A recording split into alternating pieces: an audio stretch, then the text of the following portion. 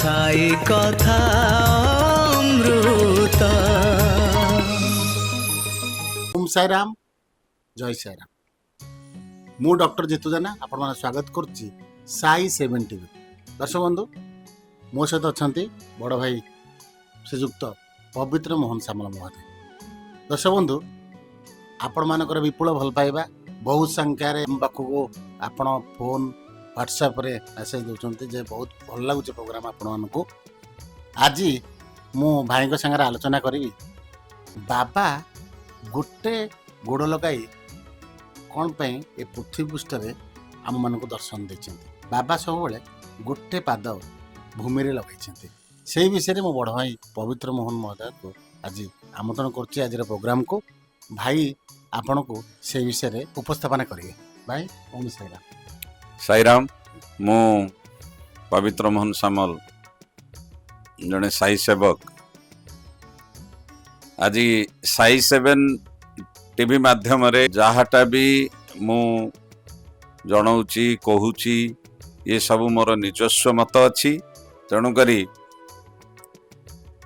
बहुत लोक एथिरे राजी हो पारती, राजी न हो पारती, यहाँ आपणकर व्यक्तिगत इच्छा। किंतु मु बाबा विषय जी पढ़िली विभिन्न प्रकार लिटरेचर रु साई सचरित रु विभिन्न भक्त मान माध्यम जो शिखिली जानिली से विषय रे आपन को जनइबी। आज जो प्रश्न होची जे बाबा तांकर गोटिए कर कमल कहीं तले रखिले आउ गोटे ऊपर रहिला। आपण माने जो माने निरंतर साई सचरित अध्ययन करुथिबे से माने निश्चित बही को पढ़िथिबे। सेथिरे विभिन्न जगार आमर चिराचरित जिनस गुड़ा अति सुंदर भाव में बुझेइछंती। जो भली सी आमर साई सचरित प्रथम अध्याय से समय तत्कालीन तांकर आश्रित मान को बुझेइथिले जे केमिति तुमे ईश्वरीय सत्ता लाभ करिवो, ताकू जानिबो केमिति, ईश्वर देखिबा को केमिति, सुनिबा को केमिति इत्यादि इत्यादि। तेणु ये गोटे मुझे आपण मान को एडवाइज करी, सजेशन दे पारि जे आपण मैंने बहिरे तो जोटा लेखा अच्छी बहिरे जहाँ किसी लेखा अच्छी आपण मैंने जेकोसी व्यक्ति ताकू पढ़ी की सुंदर भाव में बुझीपर, सुंदर भाव में व्याख्या कर। तेणु मुझे आपण मान को पुनश्च आज साई 7 टीवी माध्यम रे मन पकई देवा को चाहूँगी जे बाबा कहले जे जो घोरणा घोरणा बोले जो आमर फेसा जोटा अच्छी से फेसा रे चकी जोटा अच्छी कहले जे तल तल जो चकीटा अच्छी सेटा हला कर्म, उपरटा चकी हला भक्ति। आ जो बाड़ीटा को धरिक आमे फेसाटा को बुलांती कि घोरणा को बुलांती सेटा हला आपणकर ज्ञान दंड। तो यहीटा आपणकर साई सचरित व्याख्या करा जायछि। मु जेतेबेले बारंबार साई सचरित अध्ययन करे, अध्ययन कला पर एमती विभिन्न कथा मो मुंड को आसे। आज्ञा एटा तो तलटा कर्म हो गला, उपरटा भक्ति हो गला, एटा ज्ञानर दंड हो गला। ज्ञान दंड को धरिकी आपण धीरे धीरे केंद्र आड़ को अग्रसर हेबे। आज्ञा ताले केंद्र आड़ को जदि आमे अग्रसर हबा ताले से केंद्र रे किए अछि एटा निहाती जानिया जरूरी, जोटा आपणकर साई सचरित रे व्याख्या करा जायनि। तेणु आपण निजे देखिए जो आपणकर तल घोरणा रु गोटे गोजिया है कि गोटे खिल लगी थाए, जो खिल रे ओपर गात रे सेटा भर दिया हुए, जहाँ फल रे सेटा को बुलेइले ताकू आपण से जो खिल माध्यम रे ओपर पेशीटा जॉइंट है कि ताकू घोरणाटा को बुलेइले घोरणा बुली हो।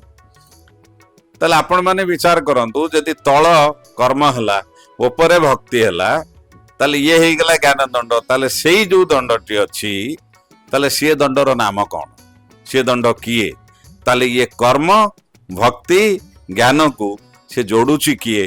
तेणु मोर हिसाब रे मु भाबुची मोर निजर जो मत होची एठी से होचन साई जे बाबा मझिरे रही की से समस्त को जोड़ुचंती। तेणु एठी कबीर भी थरे जड़े स्त्री लोक फेसुवा समय रे ताकू पचारि थिले ଯେ ଆଲେ ମା ତମେ ଏଇ ଯୋଉ ଫେସାଟାକୁ ବୁଲଉଛ କଣ ପେଶୁଛ?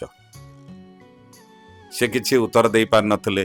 ସେଇଠି ସେ ଉତ୍ତର ଦେଇଥିଲେ କଣ ନା ଆମ ଏ ସାରା ଜୀବନ ଭିତରେ ଯେତେ ଦୁଃଖ ଶୋକ ତାପ ଯୋଉ ଅଛି, ତେଣୁ ତାକୁ ଫେସା ମାଧ୍ୟମରେ ସଦ୍ଗୁରୁ ମାନେ ପେଶୁଥିଲେ। ସେଇଟା ନର୍ମାଲି ସମସ୍ତେ ଜାଣନ୍ତି କଣ ନା ବାବା ଅଟା ପେଶୁଥିଲେ, ଏଇଥିପାଇଁ କଣ ନା ଅଟାଟାକୁ ନେଇକି ପକେଇଦେଲେ ହଇଜା ଶିରିଡ଼ିକି ଆସିବନି। ସେଇଟା ତ କେବଳ ଗୋଟିଏ ଦିନର ଘଟଣା ନଥିଲା, ବାବା ବାରମ୍ବାର ଅଟା ପେଶୁଥିଲେ। ତାହେଲେ ବାବା କଣ କରୁଥିଲେ ନା ଆମେ ଯେତେ ଜଣ ବାବାଙ୍କୁ ଚାହୁଁଥିଲେ, ସଦ୍ଗୁରୁଙ୍କ ଚରଣରେ ଶରଣ ପଶିଥିଲେ, ସିଏ ତାଙ୍କର ଦୁଃଖ ଶୋକ ତାପ ସବୁଗୁଡାକୁ ପେଶି ଦଉଥିଲେ।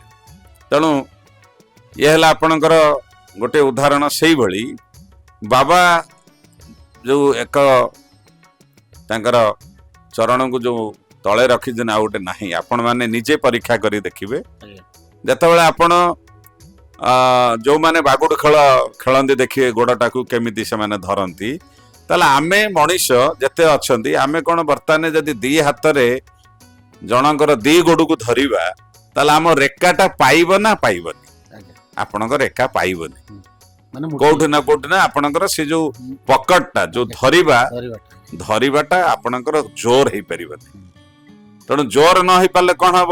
ଧର ଯଦି ଆପଣ ବାବାଙ୍କ ସାଙ୍ଗରେ ଉଡିବାକୁ ଚାହୁଁଛନ୍ତି, ବାବା ଯୁଆଡେ ଯାଉଛନ୍ତି ବାବାଙ୍କ ସାଙ୍ଗରେ ଆପଣ ଯିବେ, ତାହେଲେ କେମିତି ଯିବେ? ଯଦି ମୁଁ ସଦ୍ଗୁରୁଙ୍କୁ ସବୁ କିଛି ସମର୍ପଣ କରିଦେଲି, ସଦ୍ଗୁରୁଙ୍କ ଚରଣରେ ଆସିଗଲି, ତାହେଲେ ମୁଁ କଣ କରିବି ନା ବାବାଙ୍କ ଗୋଡକୁ ଧରିବି। ତାହେଲେ ଆପଣ ମାନେ ଦେଖିବେ, ପରୀକ୍ଷା କରି ଦେଖିବେ, ଜଣଙ୍କର ଗୋଟିଏ ଗୋଡକୁ ଆପଣ ଜାବୁଡିକି ଧରନ୍ତୁ, ସେ ତା ଭିତରେ ଯେତିକି ତାକତ ଆସିବ ଦି ଗୋଡ ଧରିବାରେ ଆସିବନି।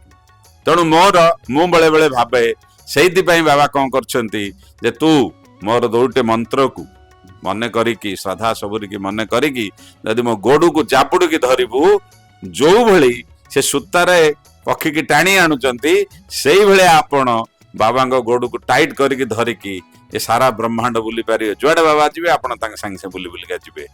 ତ କାରଣ ଆପଣ ତ ଜାବୁଡି ଧରତି ଆଉ ଛାଡିବାର ନାହିଁ ଆଉ। କାରଣ ଆମେ ବାବାଙ୍କ ଚରଣରେ ଅଛନ୍ତି, ବାବାଙ୍କ ଚରଣରେ ଅଛନ୍ତି ଯେ ଆପଣ ଧରିବେ ବାବାଙ୍କୁ ଜୋର କରି। ତେଣୁ ମୁଁ ବୋଧେ ଭାବେ ବାବା ସେଇଥିପାଇଁ ଗୋଟିଏ ଗୋଡ ତଳେ ରଖିଛନ୍ତି, ଦିଟା ଗୋଡ ଧରିଥିଲେ କେବେ ସମ୍ଭବ ହେଇପାରି ନଥାନ୍ତା। ତେଣୁ ମୋ ହିସାବରେ ଏଇଟା ମୋର ନିଜସ୍ୱ ମତ। ମୁଁ ବେଳେ ବେଳେ ଆଜ୍ଞା କିଛି ଜିନିଷ ସବୁ କୁହେ ଯୋଉଟା କି ବାବା ଯେମିତି ମତେ ଦିଅନ୍ତି ଆଶୀର୍ବାଦ କରନ୍ତି, ସେଇଭଳି ମୁଁ ଲୋକମାନଙ୍କ ପାଖରେ ପହଞ୍ଚାଏ। ତେଣୁ ଏଇଥିପାଇଁ ବୋଧେ ବାବା ରଖିଛନ୍ତି ଗୋଟେ ଗୋଡ ତଳେ। ଆପଣ ମାନେ ପରୀକ୍ଷା କରିକି ଦେଖିବେ, ଆପଣଙ୍କ ଘରେ ପରିବାରରେ କାହାର ଗୋଟେ ଗୋଡ ଧରିବେ, ଦିଟା ଗୋଡକୁ ଧରିଲା ପରେ ଆଉ ଗୋଟେ ଗୋଡକୁ ଧରିଲା ଭିତରେ ତା ଭିତରେ ଡିଫରେନ୍ସେସଟା କଣ, ପ୍ରଭେଦଟା କଣ ଅଛି, ଆପଣ ମାନେ ସେଟାକୁ ଅନୁଭବ କରିପାରିବେ। ଓମ୍ ଶ୍ରୀ ସାଇରାମ, ଜୟ ସାଇରାମ।